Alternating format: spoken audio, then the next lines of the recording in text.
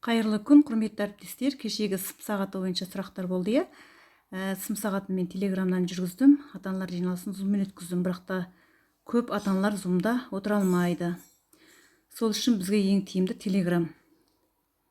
Телеграмды біз ашамыз бірінші. Ашып алғаннан кейін 6-шы А сыныбын ашамыз. Вот міне группаға кірдік. Кешегі сым сағатынан үзінділер. Бірінші балаларға тақырып бойынша тапсырмалар беріп, топ бойынша талдап, осылай бағалаймыз графикалық әдістермен. Осы тапсырмаларды графикалық әдістермен қалай үстіне жапсырдыңыз деген сұрақ болды. Және мынандай домалақпен қалай дөңгелекпен сөйлестіңіз видеомен деген сұрақ болды. Екінші сұрақ. Үшінші сұрақ, мынандай тестті қалай құрастырдыңыз деген болды. Енді жеке-жеке сөйлесейік. Жеке-жеке. Енді былай істейміз. Құрметті класс жетекшілер, баланың жіберген тапсырмасын осылай аламыз да, мына жердегі 3 нүктені бастап сақтаймыз. Сақтап алғаннан кейін міне бірден жаңағы баланың жұмысы келді. Бұлай асықпай оқып тексеріп шығып алғаннан кейін бағалайсыз енді өзіңіздің критерий бойынша. Пәнге де қолдануға болады. Енді бұл баланың өз ойы болғаннан кейін өте жақсы жазылған, әр баланың өз пікірі құнды.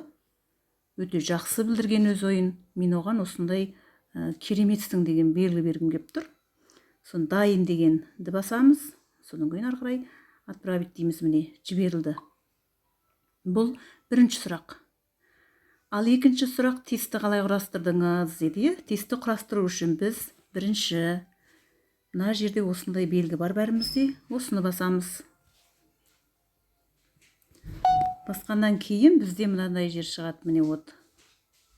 Опрос дегенді басамыз, міне диаграмма сияқты көрініп тұр. Осыны басқаннан кейін осылай шығады. Енді біріншісіне міне сұрақ жазамыз. Оған мысалы күштің өлшем бірлігі. Күштің өлшем бірлігі не? Ньютон. Добавить десеңіз, міне паскал, немесе килограмм де мүмкін. Бала дұрыс жауабын таңдайды. Осылай тестті құрастырып болғаннан кейін сіз аласыз да настройканың ішінен немене дегенді бұлай сол қарай жылжытып қоямыз. Басқа еш нәрсе жеріне тиіспеңіз. Болды. Соны создат дейміз, міне бірден сұрақ кетті, міне. Барғаннан кейін балалар жауап береді. Күштің өлшем бірлігі ньютон деп. Міне болғаннан кейін результат дегенді басасыз. Сонда кім жауап берді? Баланың аты жөні шыға келеді. Кім қай жауапқа қандай жауап, қай бала қай жауапқа белгіледі, соның барлығы шығып тұрады. Результат дегенді бассаңыз. Енді келесі. Қалай видеомен сөйлесуге болады? Онда біз аламыз да, міне келесі. Мына жерден фото сияқты тұр, осыны басамыз.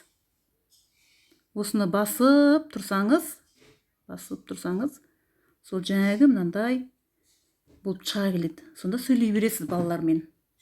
Амандасып, сым сағатыңыздың тақырыбын айтып, мақсатын айтып, күн тәртібінде не болатынын айтып, жалғастыра бересіз. Сон болғаннан кейін жібересіңіз, өзі автоматты түрде өзі барады. Бұл өте тиімді, WhatsApp желісіне қарағанда, WhatsAppта біздің түріміз көрінбейді ғой. Біз неғұрлым баланың түр әлпетін көріп отырғанымыз бізге өте жақсы. Бірден білуге болады баланың көзіне қарап, қандай көңіл күйде отырғанын. Бұл менің өз сіздермен бөліскенім, сіздердің сұрақтарыңыз бойынша. Бұны пәнге де қолдануға болады, жаңағыны міне тест құрағанды, бүйтіп бағалауды пәнге де қолдануға болады, бүйтіп сөз жазуға да болады, жаңа жерде барлық мүмкіндіктері бар. Жақсы, назарларыңызға рахмет.